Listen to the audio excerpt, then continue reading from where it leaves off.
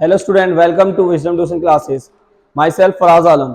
आज हम करेंगे बेटा क्लास 10 का चैप्टर 4 स्टार्ट। पिछले लेक्चर्स में बेटा हमने चैप्टर 3 को क्या कर लिया था, कंप्लीट कर लिया था। तो आज आइए बेटा, आज हम करने वाले हैं चैप्टर 4 को स्टार्ट। एनसीईआरटी का चैप्टर है बेटा, ठीक है।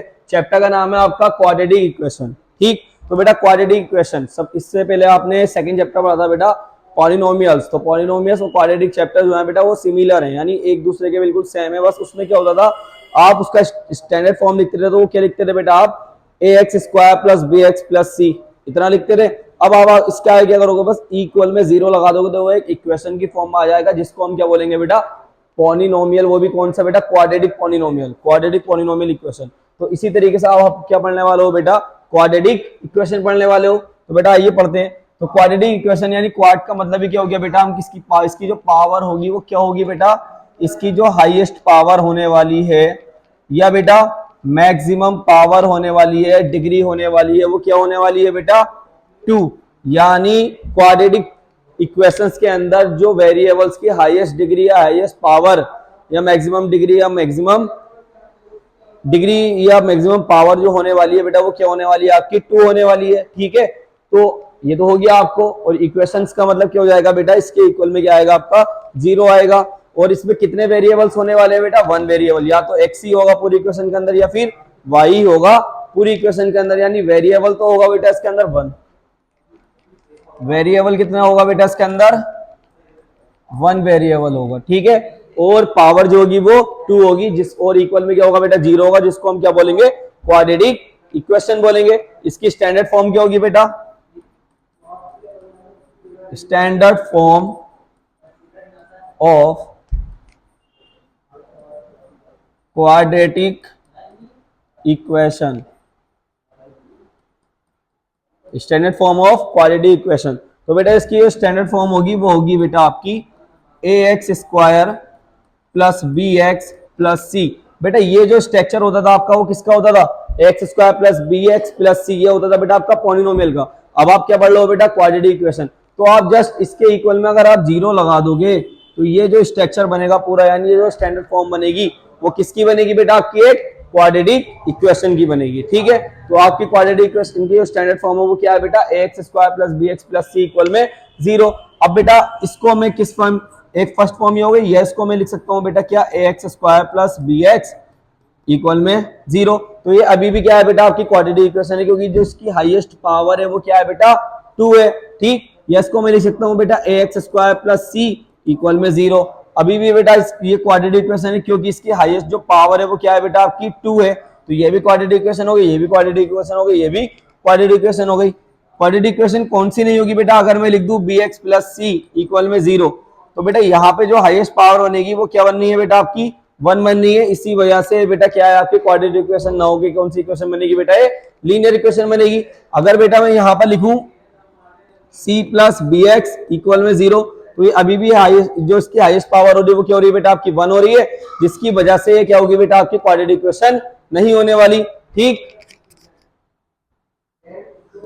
अब ये तो आपने समझा है क्वाड्रेटिक इक्वेशन होगी कौन सी, जिसकी हाईएस्ट पावर 2 होगी और 1 वेरिएबल होगा, वो क्या होगी बेटा, आपकी एक क्वाड्रेटिक इक्वेशन होगी। और इक्वल में क्या होना चाहिए, आपके 0 होना चाहिए, ठीक है। अब इसके बेटा कुछ रूल्स होते हैं, जैसे नेचर ऑफ रूट्स। पहला जो इसका नेचर ऑफ रूट्स पढ़ेंगे, पहला रूल नेचर ऑफ रूट्स। तो बेटा नेचर ऑफ रूट्स में हम पढ़ेंगे डिस्क्रिमिनेंट के बारे में, ठीक। नेचर ऑफ रूट्स के अंदर एक फॉर्मूला आता है बेटा आपका क्या, जिसको हम क्वाड्रेटिक फॉर्मूला बोलते हैं, क्वाड्रेटिक फॉर्मूला। तो क्वाड्रेटिक जो फॉर्मूला आगा बेटा आपका वो क्या आगा, इसके अंदर x equal to minus B plus minus under root b² minus 4ac और अपॉन में 2 है, ठीक। एक तो बेटा आप इसके जो रूट्स निकाल सकते हो, जो इसके जीरोस निकाल सकते हो, फैक्टराइज मेथड से निकाल सकते हो। मैंने आपको सिखा दिया सेकंड चैप्टर में, और इसमें भी हम पढ़ने वाले हैं कि फैक्टराइज होता क्या है, ठीक। दूसरा आप इसके जो रूट्स निकालोगे वो किसकी मदद से निकाल सकते हो बेटा, क्वाड्रेटिक फॉर्मूला से। क्वाड्रेटिक फॉर्मूला जो इन्वेंट करा था उनका नाम था बेटा श्रीधराचार्य, ठीक है। इसको हम श्रीधराचार्य के फॉर्मूला के नाम से भी जानते हैं, ठीक। उन्हीं के नाम के ऊपर इसका नाम था श्रीधराचार्य।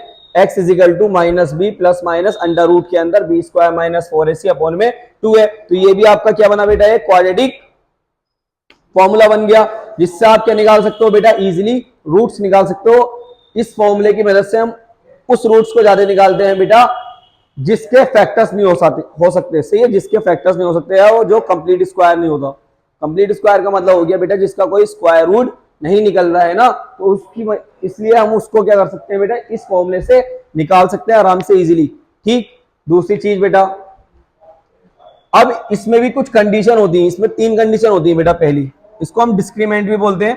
डिस्क्रीमेंट का मतलब हो गया, इसके अंदर पहली कंडीशन क्या होगी आपकी बेटा, अगर बी स्क्वायर माइनस 4ac की वैल्यू 0 से ग्रेटर है, if B square minus 4ac greater देने बेटा किससे, 0 से, तो जो इसके आंसर होंगे, जो इसके रूट्स होंगे बेटा, वो क्या होंगे, 2 डिस्टिंक्ट, सही है, 2 डिस्टिंक्ट रियल रूट्स होने वाले हैं। 2 डिस्टिंक्ट रियल रूट्स का मतलब क्या हो गया बेटा,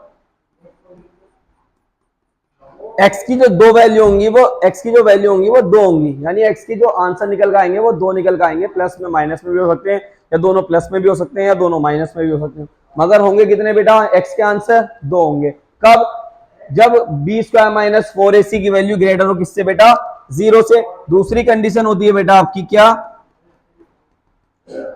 ये बहुत इंपॉर्टेंट फॉर्मूला बेटा, बहुत इंपॉर्टेंट कॉन्सेप्ट है, इसको ध्यान से समझना कि बी स्क्वायर माइनस 4ac अगर बेटा लेस देन हो किससे, 0 से, यानी if B square minus 4ac less than हो बेटा किससे, आपका 0 से, तो इसमें क्या होगा बेटा, इस कंडीशन में जब 0 से, देखो ये 0 से ग्रेटर है, तो आप 0 से ग्रेटर का मतलब हो गया जितने भी आपके नेचुरल नंबर्स हो गए, 1 हो गया, 2 हो गया, 3 हो गया, 4 हो गया, 5 हो गया, 6 हो गया, या आपके इंटीजर्स में भी क्या आ जाएगा, जैसे 1/2 आ गया, 3/4 आ गया, सारे के सारे क्या है बेटा आपके 0 से ग्रेटर हैं। जितने भी पॉजिटिव नंबर है वो सारे के सारे बी स्क्वायर माइनस 4ac की वैल्यू हो सकते हैं। इसमें क्या होगा बेटा, इसमें जितने भी आपके नेगेटिव नंबर है, -1, -2, -3, -4, ठीक है, सोन, जितने भी आपके नंबर होने वाले हैं वो, ठीक है, तो बेटा इसमें सारे पॉजिटिव, इसमें सारे नेगेटिव, यानी इसमें सारे पॉजिटिव इंटीजर और इसमें सारे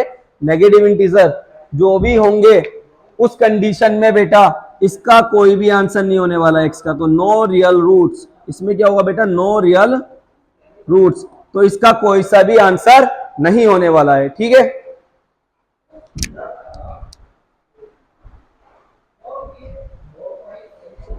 तो इस कंडीशन में तो कोई सा भी बेटा आपका आंसर नहीं होने वाला है। उसके बाद बेटा अब इसमें एक लास्ट कंडीशन हो रही है। लास्ट कंडीशन क्या बेटा आपकी, अगर इफ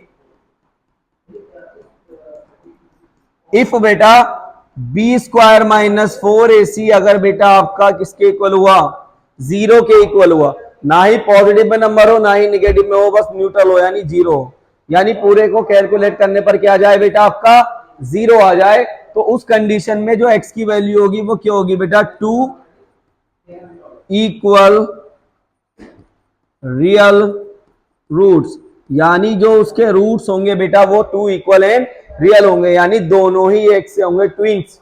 जैसे अगर 2 है x की वैल्यू तो 2 ही दूसरी वाली होगी, अगर माइनस में 2 है तो दूसरी वाली भी माइनस में 2 होगी, अगर 3 है तो माइनस में, अगर 3 है तो माइनस में दोनों वैल्यू 3 होंगी, अगर प्लस में 3 है तो दोनों वैल्यू कायम होंगी बेटा आपकी प्लस में 3 होंगी, यानी बिल्कुल दोनों सेम की सेम होने वाली है। ठीक, तो बेटा ये था इसका इंट्रोडक्शन, जरा सा इंट्रोडक्शन था, ज्यादा इंट्रोडक्शन क्यों नहीं हुआ बेटा, क्योंकि इसका हम लगभग 60 से 70% पार्ट्स सेकंड चैप्टर में हम करके आ चुके हैं, जिसमें हमने सम ऑफ जीरोस पढ़ा था, प्रोडक्ट ऑफ जीरोस पढ़े थे, बहुत सारी चीजें पढ़ी थी, अल्फा की वैल्यू निकाली थी, बीटा की वैल्यू निकाली थी। ठीक, उसी तरीके से हम सारी चीजें कर चुके थे, फैक्टराइज भी कर चुके थे। तो आइए बेटा करते हैं हम इसकी एक्सरसाइज। तो एक्सरसाइज का पहला क्वेश्चन देखते हैं बेटा। पहला क्वेश्चन क्या है आपका, exercise 4.1, check whether the following are quadratic equation. First question है बेटा, आपको चेक करना है कि इनमें से कौन सी इक्वेशन आपकी क्या है बेटा, क्वाड्रेटिक इक्वेशन है। तो पहली क्या दे रखी है बेटा आपको, एक्स स्क्वायर प्लस 1 का होल स्क्वायर, इसको नेक्स्ट पेज पे लिखते हैं बेटा, एक्स प्लस 1 का होल स्क्वायर इक्वल क्या दिया हुआ बेटा, 2 ब्रैकेट के अंदर x माइनस 3, तो 2 ब्रैकेट के अंदर x माइनस 3, इसको चेक करना है बेटा आपको। कि ये क्वाड्रेटिक इक्वेशन है या नहीं। तो बेटा देखो ध्यान से देखो, ध्यान से देखने को आपको पता चलेगा कि x प्लस 1 का होल स्क्वायर दे रखा, तो ये हमें किसका होल स्क्वायर दिखाई दे रहा है, a प्लस बी का होल स्क्वायर। तो इसको खोलेंगे बेटा तो a square plus B square